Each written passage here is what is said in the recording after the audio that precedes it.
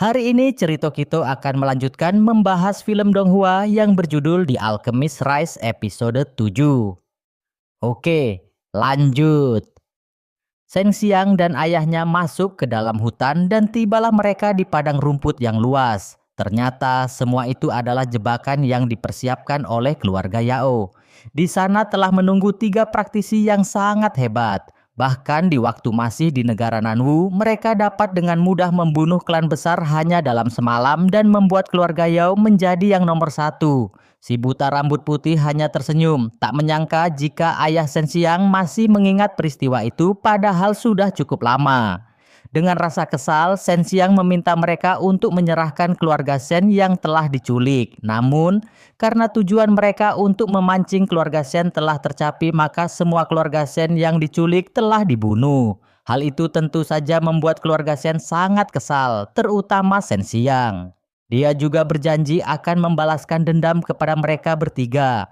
Tanpa berlama-lama, pertarungan langsung saja dilakukan. Keluarga Shen langsung menyerang serentak. Meskipun kondisi ayah Shen Xiang belum pulih dari lukanya, namun dia tetap akan bertarung demi membalaskan dendam keluarga Shen. Sedangkan si buta hanya tersenyum, mengeluarkan gelombang suara dari kecapinya dan muncullah kilatan cahaya merah yang langsung menghantam anggota keluarga Shen hingga terpental.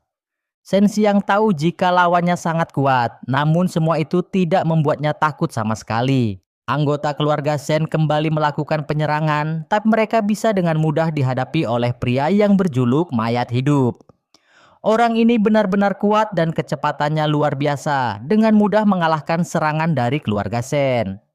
Ayah Shen Xiang yang melihat itu menjadi geram. Bersama keluarga lainnya, dia pun menyerang si mayat hidup. Sedangkan Shen Xiang sendiri tidak dapat memberikan bantuan dikarenakan dia sedang sibuk dengan pertarungannya sendiri menghadapi wanita boneka. Wanita boneka sudah lama menunggu kesempatan ini, jadi dia tidak akan melepaskan Shen Xiang begitu saja. Bahkan, untuk sementara Shen Xiang tidak bisa membantu ayahnya karena dia harus menyelesaikan pertarungannya dengan wanita boneka. Wanita itu menggunakan teknik boneka dan keluarlah 2 boneka yang sangat hebat yang dikendalikan oleh wanita itu menggunakan benang merah. Terlihat Shen Xiang sangat kewalahan menghadapi boneka itu. Bahkan 2 penjaganya tak dapat berbuat apa-apa. Keduanya mati demi melindungi Shen Xiang. Bukannya tanpa perlawanan, namun karena boneka itu terlalu kuat. Meskipun telah berhasil melakukan penyerangan kepada kedua boneka itu, tapi kekuatan itu tidaklah cukup untuk bisa mengalahkan boneka itu. Sedangkan ayah Shen Xiang dan yang lain berusaha menghadapi si mayat hidup. Namun si mayat hidup bertambah brutal, tebasan pedangnya begitu cepat, sehingga keluarga Shen begitu kewalahan bahkan terluka. Ayah Shen Xiang kembali bangkit dengan bawahannya dan mencoba menyerang lagi, namun akhirnya terpental dan terluka. Terlihat dengan jelas kalau para anggota keluarga Shen satu persatu tumbang. Si mayat hidup benar-benar melakukan pembantaian dengan begitu mudahnya, bahkan tidak ada yang bisa memberikan serang balik kepadanya. Shen Xiang juga tidaklah bisa fokus karena melihat kondisi ayahnya yang terluka. Wanita boneka mengingatkan Shen Xiang agar jangan mengkhawatirkan orang lain karena ia sendiri belum tentu bisa selamat menghadapinya. Shen Xiang sendiri juga tengah dalam kesulitan. Maka dari itulah ia menggunakan kekuatan api poniknya untuk bisa membakar tubuh wanita boneka itu. Namun wanita boneka masih saja terlihat santai. Serangan Shen Xiang tak berarti apapun bagi dirinya. Sedangkan wanita boneka memberikan pujian karena Shen Xiang memiliki sedikit kemampuan. Tidak heran jika Shen Xiang bisa mengalahkan Tuan Muda Yao. Ketika Shen Xiang mencoba menyerang boneka dengan cara membakar dengan kekuatan api poniknya, namun boneka itu ditarik dengan cepat oleh wanita boneka, sehingga serangan Shen Xiang gagal. Kali ini, selain 2 boneka, wanita boneka ikut menyerang Shen Xiang. Shen Xiang tampak kewalahan. Beberapa sabetan pedang mendarat di tubuhnya. Bahkan, tendangan wanita boneka membuatnya terpental. Shen Xiang terus didesak. Wanita boneka mengeluarkan benang berwarna merah dan berhasil mengikat Shen Xiang. Shen Xiang terus melawan, namun apa daya dirinya tak mampu. Ayahnya yang mengetahui keadaan Shen Xiang berusaha ingin membantunya, namun dihadang oleh mayat hidup. Dia mengeluarkan teknik roh pedang Jenderal Guichi. Tampak muncul bayangan merah raksasa di belakang mayat hidup. Di saat anggota keluarga Shen berusaha menyerang, bayangan itu menyabetkan pedangnya. Dengan sekali tebas, para anggota keluarga Shen terpental dan terbunuh. Sedangkan Shen Xiang sedang berjuang untuk lepas dari ikatan benang merah yang melilitnya. Namun bukannya terlepas, malah ikatan itu semakin kuat.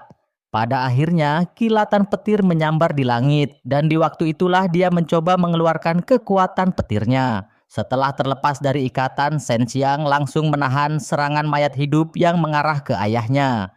Kekuatan petirnya langsung menghantam si mayat hidup beberapa kali, sehingga si mayat hidup terpental. Hal itu membuat si buta berambut putih dan wanita boneka sedikit keheranan. Si mayat hidup tak tinggal diam. Dia membalas serangan Shen Xiang dengan pedangnya yang membuat Shen Xiang terluka akibat sabetan pedang itu bahkan sampai terpental. Di waktu serangan besar mengarah ke Shen Xiang, ayahnya tak tinggal diam.